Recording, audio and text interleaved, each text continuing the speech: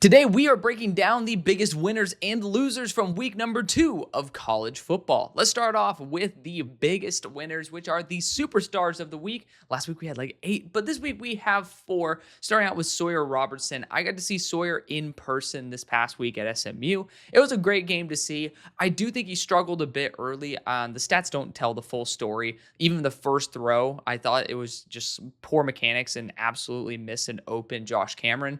If I'm going to be real, I do think that I got to give a little more credit to the receivers than necessarily Sawyer in this case, but he ended up really turning it on in the second half after being down early, and I love a guy who can end up bouncing back. It was 100 plays on offense, so I also got to put that out there so people see the 400-yard stat line. It was also including, more reps than pretty much any other offense had this entire week, but still a phenomenal performance. 50 throws, 34 completions for 440 yards, 4 passing touchdowns, 0 interceptions. He had 5 big-time throws and 2 turnover-worthy plays, and then he ended up having 5 scrambles as well for 28 yards. So overall, a really good performance. Again, he ended up showing up big in the biggest moment, and then ended up showing that my school, SMU, maybe it didn't have the advantage that some people thought that they did. I did actually choose Baylor to beat SMU. Honestly, I thought they were going to beat us a little bit more handily, but ended up having some RNG to start out the game for my gamers out there. Hopefully you guys like that reference. But let's continue on with our second superstar of the week.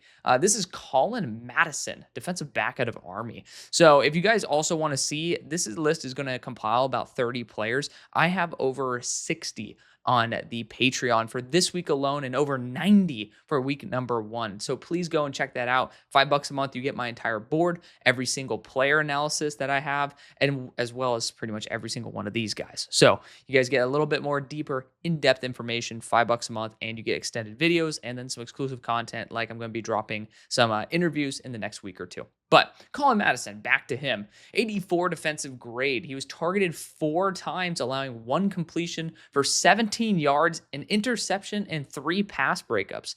Now, looking at his history, he only had 1 interception and 1 touchdown allowed last year.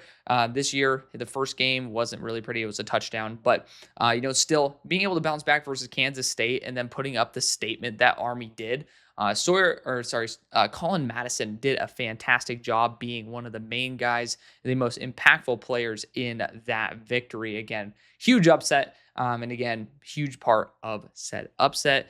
Now, I don't know necessarily if the consistency is going to be there, but it is great to see someone rising up in the biggest moments. Next, we have Brendan Sorsby. Ended up having a little bit of a struggle week 1, if I remember correctly, but this past week he had 16 completions on 23 throws for 334 yards, 3 touchdowns, 0 interceptions. Here's my favorite part. 4 big-time throws, 0 turnover-worthy plays. On top of that, he ended up having 9 carries for 38 yards and a rushing touchdown, and he had 1 missed tackle forced. Indiana, man, I mean, they're kind of on a generational run. I know he's at Cincinnati now, but, they had Sorsby, they had Rourke, now they have Mendoza. They're doing something right there in terms of the program, even though I do know there was a culture shift that ended up happening when JMU's head coach ended up transferring there. But regardless, Brendan Sorsby doing a fantastic job there for Cincy. He has some really good weaponry there as well. He has some good offensive line pieces. The defense is solid. Very, very underrated team there in the Big 12. Do I think it's going to be very much? I'm like very impactful, like they're going to go to the playoff? No. But if we're going to be talking about a team that week in, week out is going to be extremely competitive, I definitely think they can end up making a strong claim. Now let's talk about Cassius Howell, the final superstar of the week. He ended up having 3 pressures this past game for 3 sacks, back-to-back-to-back plays. 71 defensive grade. On top of that, he had 3 stops, was targeted once, and did not have the reception. It was not a pass breakup, but again, credited with a target and not a reception allowed.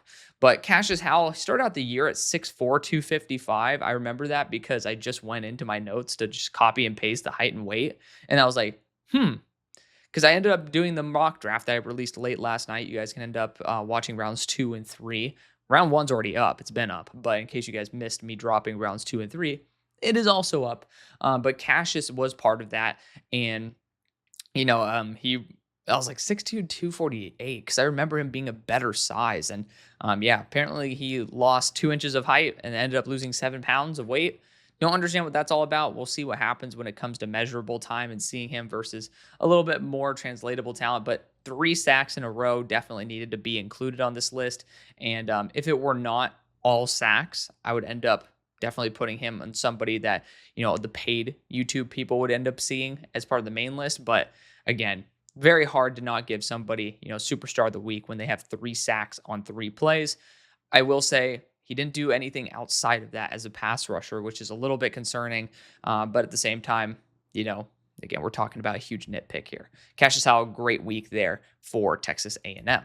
Now let's talk about the rest of the stock up guys. I had 2 of these groups of 10 last week. This week, only about 10 guys that I ended up wanting to mention outside of the superstars. I think it was like 12 or 13, but, again, not really worth bringing in all these other players that, I don't really think deserve our time and focus on the stars of the week. A lot of players do well in college every single week. We want to be able to uplift the guys who are performing the best. And I do only take into games that I think are translatable. So I try my best to do that while also still giving some credit to maybe some tough smaller school matchups. So at least you can end up seeing small school versus small school rather than, I don't care if, Georgia or in this case, this past week, Ohio State playing Grambling State. Very happy for y'all. But at the same time, I'm not going to take stock into your performance the way I will if, one of these guys like versus Duke Duke specifically, versus Illinois. That's like something that I think is going to be a little bit more fun to watch. But we're going to talk about a couple players from both sides here, starting out with Vincent Anthony Jr. This guy single-handedly, and again, we'll talk about the other player we're about to talk about. He ended up single-handedly taking down J.C. Davis in any chance of him being a tackle. I mean, just really embarrassed him. 4 pressures, 3 of them being sacks. So technically better statistically than Cassius Howell, because he also had 3 defensive stops and a 76 defensive grade. It just wasn't on back-to-back-to-back plays. So that's why I gave Cassius Howell the little bump, because people are really thinking of him as a potential first-round pick. I'm not there yet, but we'll see. Then we have Tanner Heckel, defensive back out of Illinois. He had 19 total reps. So this is a very small sample size. Just another reason why I love this series. It doesn't perform that well, but it is a series that I think really helps me out in terms of finding these guys that I end up really liking. And then also, gives you guys like some, at least I'm doing some of the research for you guys in case you want to talk about it. But 19 total reps, a 93 defensive grade per PFF, 90 coverage grade. He had a sack, a forced fumble, a defensive stop, and ended up being targeted twice, allowing 0 receptions. That's pretty much a master, like a jack of all trade type of thing right there. A sack, a forced fumble, and a defensive stop, and then, not allowing a reception is fantastic. Then let's talk about Cam Robertson, edge rusher out of SMU. Got to see him in person as well. He passed the eye test as well. He didn't have like the best game as a pass rusher. He only had 1 pressure, but as a run defender, he had a 90 run defense grade, a 6 run stops, a forced fumble, and he was targeted once, allowing a completion for 10 yards. He's not one of those coverage edge rushers in the NFL. I'm not really concerned about that. But let's continue on here with another Cameron, but this time it's Josh Cameron, another player I got to see in person here at SMU when they played Baylor this week. 11 targets, 9 receptions, 151 yards, and 2 touchdowns. He was super duper crucial in the 4th quarter as well. I mean, just one of those guys that was seemingly impossible to guard. Now, I don't think that he translates to the NFL as well as he plays in the game of college, but he is just a really reliable player that was consistently open. I do think Josh Cameron, honestly, was a better player than Sawyer Robertson was this week. I'm just going to be completely honest. I think Josh Cameron was the main reason Baylor won. Consistently won his matchups and, made it easy for Sawyer to end up throwing to him. But regardless, really good player, really great performance. Tyrese Mills out of UConn is next, defensive back. 90 defensive grade, 2 pressures, a defensive stop, a forced fumble, targeted 3 times, allowing 1 reception for 5 yards and having 2 pass breakups. Excellent job there by Tyrese Mills. Jamari Taylor, he's somebody who's popped up a couple times now. Running back out of Virginia, 17 carries, 150 yards, and 3 touchdowns with 11 missed tackles forced. The main reason he's on here, 2 receptions on 3 targets for 13 yards. So grand total, we have 19 touches, 163 yards, and 11 missed tackles forced.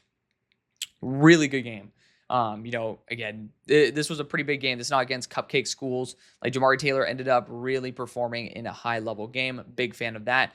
Keon Washington, cornerback out of Bowling Green, is next. He had an 85 defensive grade and didn't have anything in terms of pressures or defensive stops, but he was targeted 3 times, allowing 0 completions and had 3 pass breakups.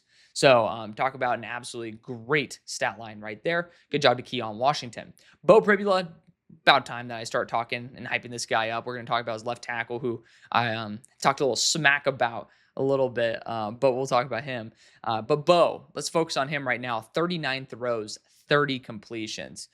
So again, that's not adjusted completion percentage. That is just raw above 75% completion percentage, 334 yards, 3 touchdowns, 0 interceptions, 3 big time throws, only 1 turnover worthy play, 5 carries, 19 yards, and a fumble. And I think that is what counts as a turnover worthy play as well.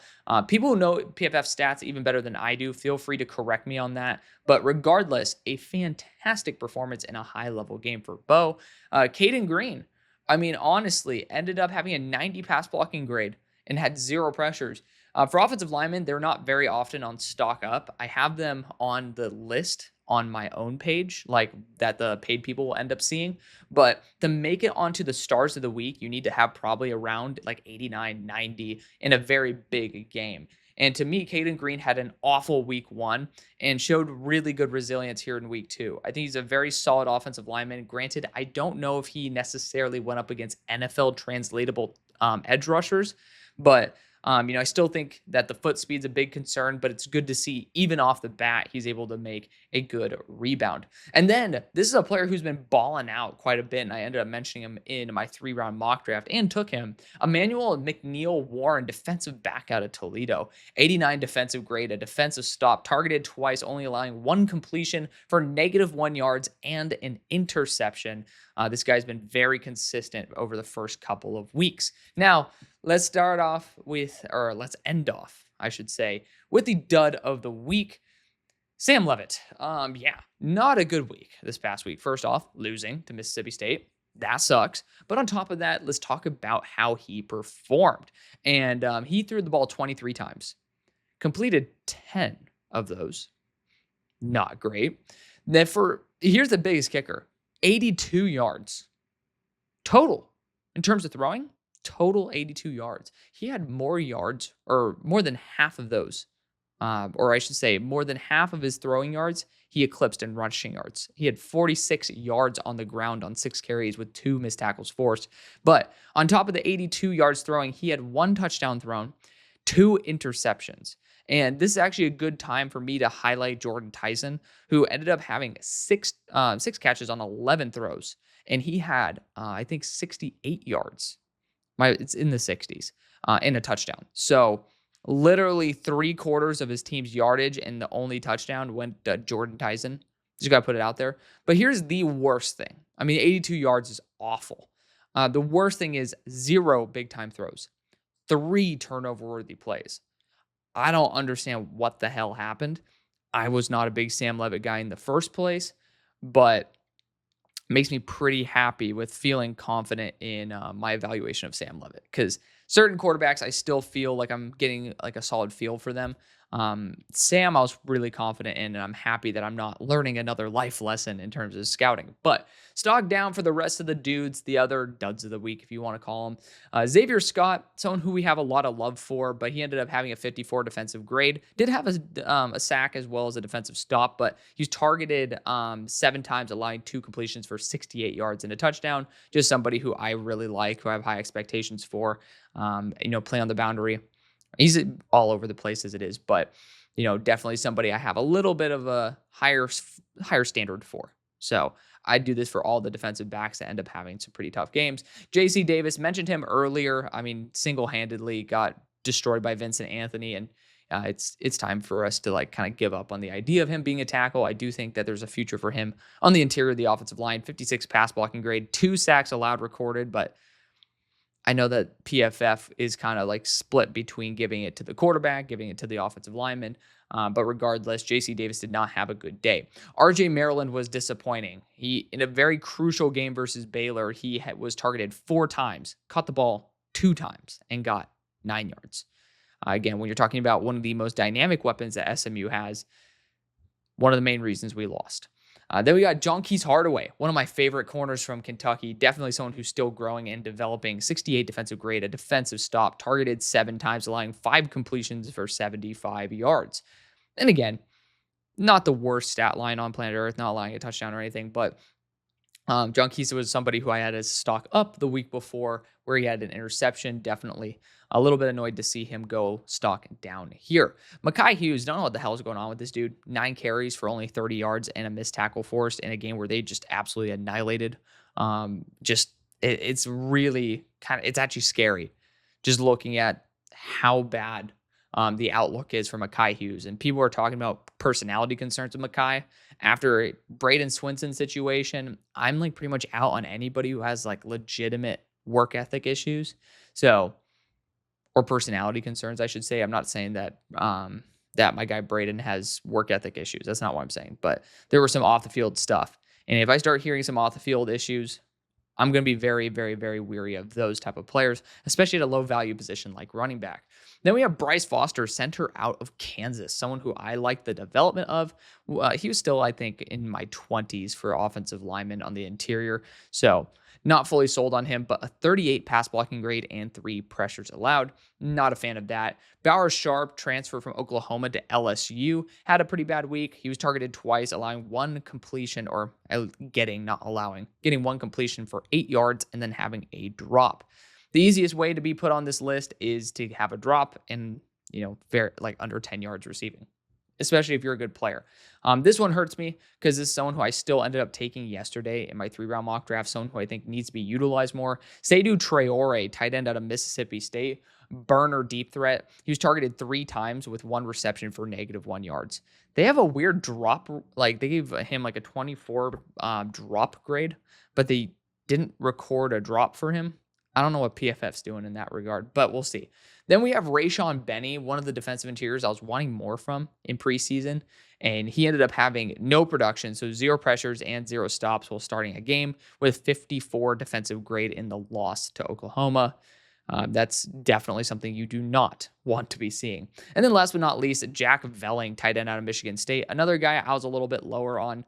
Ended up having 1 target for 0 completions on said 1 target because that 1 target was a drop. But Michigan State ended up doing some good stuff. Nick Marsh had a couple touchdowns. So definitely surprised that Velling didn't do more.